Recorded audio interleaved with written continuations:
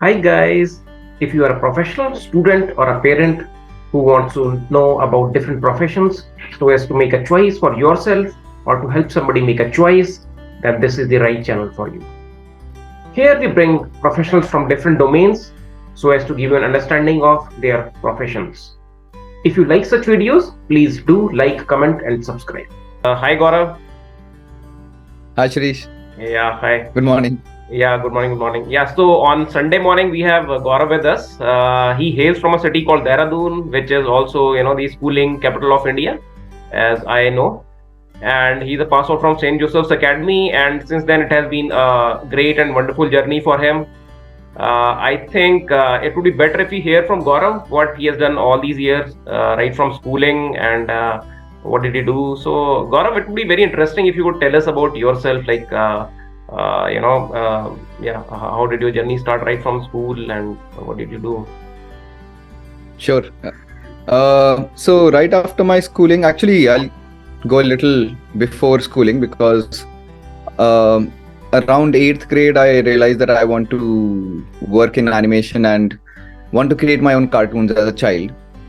And that inquiry made me go to Delhi and buy a pirated software at that point as a kid. And then I learned some 3D animation software because I did not kind of resonate with any other field other than animation, which I love to watch. And then right after, I went to Mumbai to do 3D animation from my academy, Advanced Cinematics. Meanwhile, my sister, who got through Delhi College of Arts, and then she went to National Institute of Design. So for her master's, she went to NID, and she told me that this is a brilliant place for animation. You should try.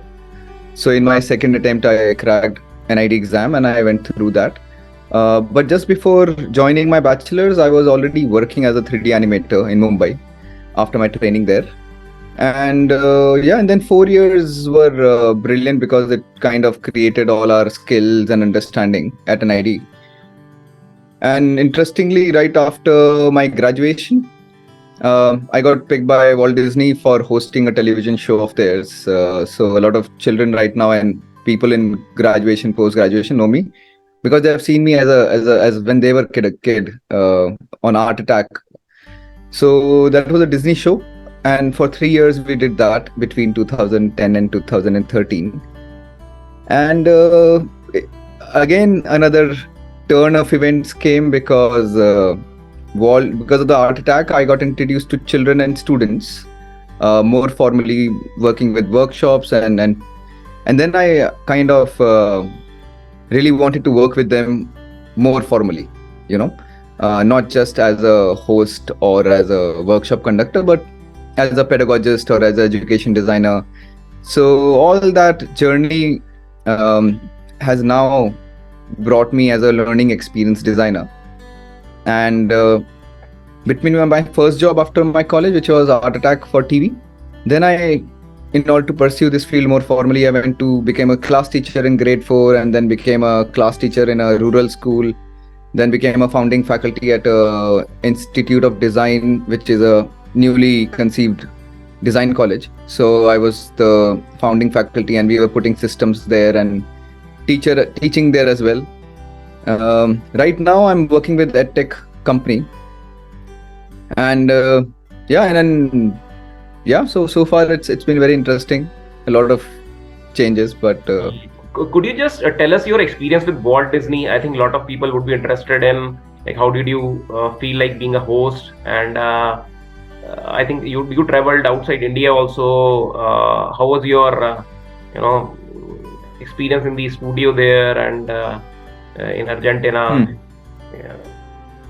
So as you mentioned, Art Attack was shot in Argentina, not in India, in Buenos Aires.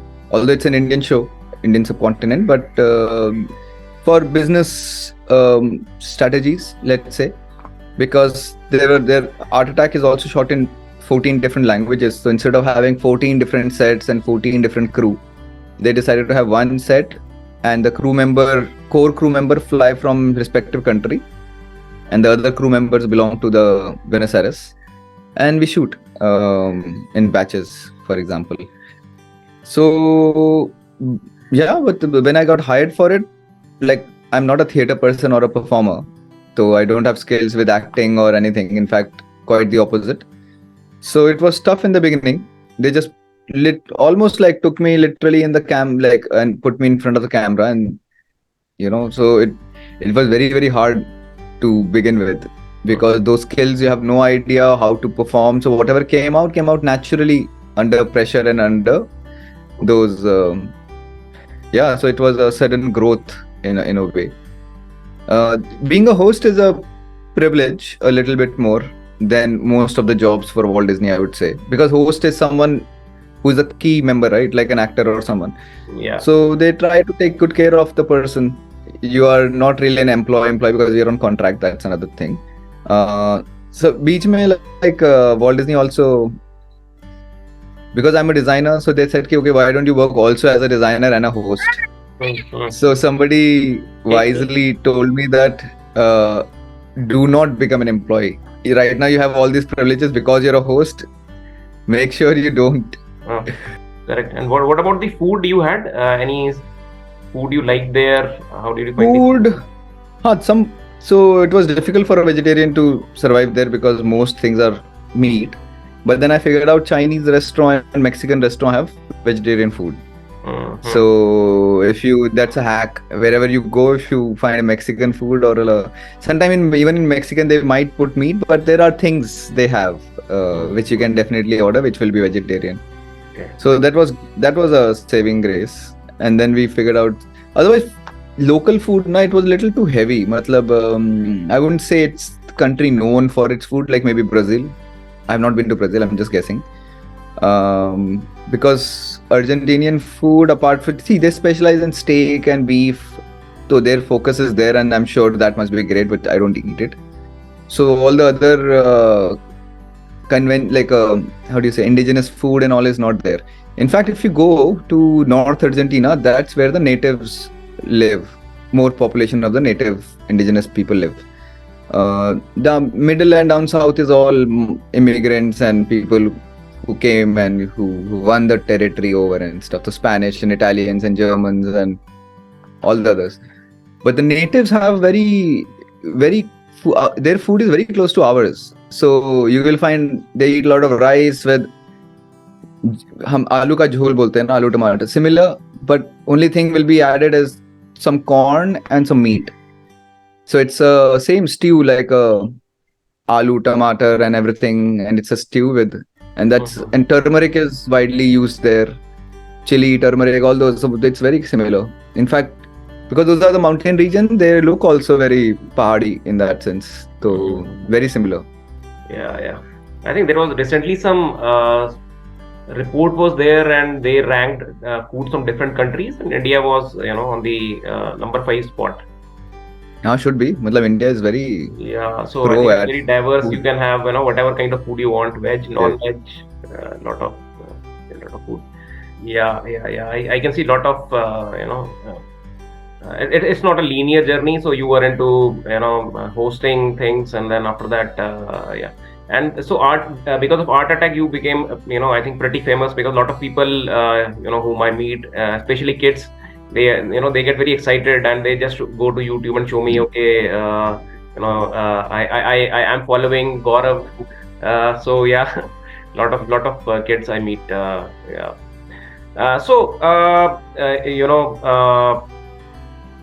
So what do you think of right now your current journey as a in the edtech space? What is your role and what do you do? And are there any learnings from being a host in Walt Disney that you're trying to implement here also, or how do you look at all of these? I think any skill, if you do it well and if you understand it well, then it can be applied in multiple places. So with Art Attack, I think what they really worked on us was on, or what it really helped me was on the public appearance or talking on a stage or talking to people. Because otherwise I'm very introverted. I don't want to deal with people or work with people. I always wanted to be in the back end. So that's why animation, you're always working in your studio cubicle and you're not supposed to be seen so much. So which was a more pleasurable idea in my head, but life had other ideas and therefore it put me right in the front interaction. Uh, but it really helped me to. Now I don't have that. So when I'm going on a stage, that little fear does come, but because of so much of experience, the other side of the head is also there, which is like, kuch na kuch to ho jayega, something will work out. Yeah. So that was great. And secondly, I think, like I said, working with children, I never imagined I will work with children or students or education. But because of Art Attack, it introduced me to the students, and that domain of learning and sharing I loved so much that I made it into my profession now. So in my current role, for example, I'm using something that I learned from my specialization in college, because we are developing an animation program, let's say. And now as a animator, all those skills come into picture, because I teach myself as a mentor. So therefore, I also have to train teachers, because our program will be taken forward by teachers to the students. And as a host, I'm aware of nuances of performance and speech, voice, things like that. So there are many everything I've learned over the time. And as a class teacher, I understand children well. As a college professor, I understand the older age group well. So it all kind of comes together in a single profile. So okay. Yeah, I think that's really great. So I think at present, how does a typical a day in your current job looks like?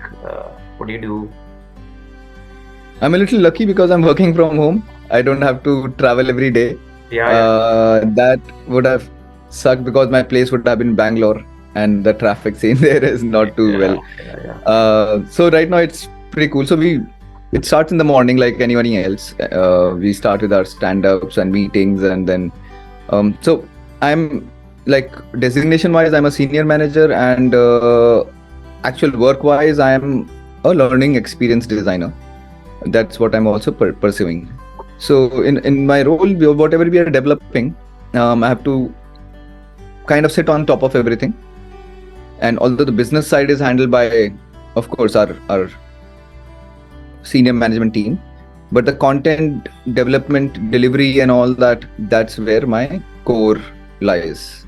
So we create the content, what will go out, what will children learn, then nuances in terms of refining it, and then the teacher training, maybe the inputs about what is the philosophy that we need to teach the teachers, because it cannot be a clinical course key, just follow these 5 steps and you're done. We're trying to avoid that. So all that quality teaching methods are also being a part of my role. So a lot of in and out with multiple teams during the whole day. Okay. Working with individual people. Okay. So basically you're interacting with your team members and trying to guide them about different courses which you design, I understand, right? Or yes, you can say so. Right now we're working on one. For example, I'm not working in parallel with multiple, but I'm working with one. But that itself is a full-fledged, like, whole and soul. Okay. So any interesting thing like you remember which might happen to you during any of these days? Any context? Anything? Yeah, so just like maybe in your team you had somebody who was maybe some incident, if you're able to recall, which might like a work incident, right? Or maybe somewhere else out of your work also. Okay, so within work I can tell you, I generally am aware of कहाँ पे confrontation हो सकता है, wherever you can, there might be a conflict or something. I try to identify and sit with those people and just talk it out, because I know unsaid things will create more politics and problems. So I try to face the problem head on. So I had when I came in new to the company, I had a problem with hiring process of whom they were hiring. Not the process itself, but the people for the particular role that we were looking for this program, let's say. So I had my in my mind what kind of a person would suit this role. But earlier hiring, which was already on, was not on the same lines. And a lot of great candidates were being rejected. So I kind of reinitiated all that, like hiring for those rejected candidates. We revived them again, all those applications. And I sat with the people who rejected them and I made them understand why these candidates were actually good candidates and what should be the criteria of hiring these team members of a particular designation role. If I did not do that, I realized ki word will travel around ki, all these rejected candidates are being revived by Gaurav, and then unsaid things will become, problematic in the long run. So I believe that it's always good to just sit down and because it's almost like they rejected someone and you are reviving them, so it's almost like you're treading on their territory now. So I believe I tried to resolve things before stitch in time, you can say. So you were able to get some of those guys on board, or how did it? Yeah, the process had already started, but there were other problems. The larger hiring actually ceased. Okay. But those were definitely a lot of those candidates went through second, third round of hiring, and all that process started. Yeah, I think it's really good if you really put things on the table and try to discuss, and it also gives you clarity in how to for yourself also, how do you want to move ahead in your career. So it's really important to communicate and put it on the table. Yeah, also see, the thing is, team is only as good as how much they communicate, because if they don't communicate, then everybody is working isolation, and then the speed is also affected, and the conflicts, the chances of conflicts coming in, and some person is thinking one way, another person is thinking another way, so that cohesiveness, collaborativeness doesn't come out. So I always try to communicate it out. Yeah. Over communication is not that bad than under communication, I believe. Yeah, correct. So now I think these days you might have heard of Chat GPT, right? So yes. Like, have you had any experience with Chat GPT or? Little bit. I was doing yesterday only. I was doing some. Because I don't like reading too much, so I'm like, oh, this tool is made for people like me. Like, I can't spend extensive time on internet trying to read and getting particular information. So I was seeing if it can be used to. So I was checking if I can use it to streamline my search. How quickly can I get what I want exactly with less effort? So, of course, very specific links and all I did not find yet, but I'm trying to figure out. So I think it's a great tool, like all tools. And other problems are going to originate. When you solve one thing, another problem starts. So उसके ethical moral implications भी हैं, learning education में बहुत ज़्यादा, because school में children are submitting their homework with ChatGPT. College में they're submitting things with ChatGPT. People are writing emails. They're like, I'm not writing email anymore. They just tell ChatGPT to write an email. Yeah. So it's nice. Why would we do things we don't like? But now there is a thin line, because it can also kill your skills. So I also heard someone saying, because I'm writing email through ChatGPT, I've lost my voice. Not literal voice, but the voice in the email. You have a style of writing and all that. So for a writer, writing skills can get affected if you use it too much. Similarly, if you use the DALL-E or Midjourney too much, then your visualization skills will get damaged or will not develop as much. So one should know where to draw the line. Otherwise, the loss is the person who's using it, actually, not anyone else. Yeah. So you have to keep a balance between the two. Yeah, I think there's some in Bangalore and maybe some other universities in Europe, they have banned ChatGPT, universities and some schools. I'm sure. So maybe, yeah. But thing is ki, there are good इसका अच्छे use भी हैं. So I was trying to use a term, like I started using it for myself. Generated content and created content. If you can have that demarcation ki, okay, I'm asking you, this assignment is supposed to be done with generated content, but this particular assignment is to be done with created content. AI is all generated content, all visuals, all art. It's not created art, it's generated art. So I can evaluate it equally. Now somebody can lie, which happens all the time. People plagiarize, people are, submitting someone, even in design, they get portfolio done by someone else and then say, okay, this is, I've done this. So you can't stop it. People who want to find a hack or something or want a shortcut, they will use it. But I think it can be used to shorten the time that we use to achieve something. Na? Speed is increasing. I think that's so college, university, I can understand, because children will not be able to draw that line. They will always more children will, or students will try to find a shortcut. There are also tools which can identify if it has been written by an AI. Yeah, correct. But uska bhi hack that they found. Use another software or two to change paraphrase. So it's a ongoing, interesting battle. Yeah, I think a lot of challenges. Yeah. So any advice that you have for future generation, like, because all the this landscape is changing about education? Yeah. Especially because purely technical jobs are kind of getting replaced also, na? So like I just have heard a studio designer who runs a studio, now his business is in US and all, he just fired the lawyer because ChatGPT can do the framing of the contract. So if our relevance was there only for pure technical skills, then I think it will get over very soon. The job is going to get finished. You need to be adding more now than the technical skills. So I would recommend the future generations to not overly, in fact, technical skill is what you start with. So quickly get those, efficient technical skills which are useful, not reading and learning something which has no application whatsoever. But like life skills. And then I think that creativity which you talk about now, innovation and creativity, which a sharp, wise, intelligent, creative mind can produce. You give them a problem and they come up with 10 different solutions for the same.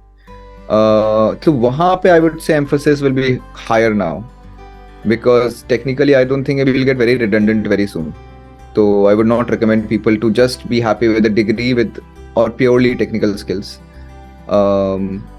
In that order, only degree though is anyways not relevant, and knowing your stuff is being relevant. But if you're also aware of customer user experience and how do I eventually make a difference to the sales, and we have the understanding that ultimately it's coming from the person who's buying and that person's experience, overall experience, you can retain it or that person will not come back. So that is becoming even more stronger. So I think everyone who's working in the whole pipeline should be aware of this. That the focus on customer is the king is becoming even more stronger. So okay. Yeah, so I think that was a great chat with Gaurav. So I think it was a nice chat with you, Gaurav, and thank you very much for giving advice to the younger generation, and it was really glad to have you on our podcast.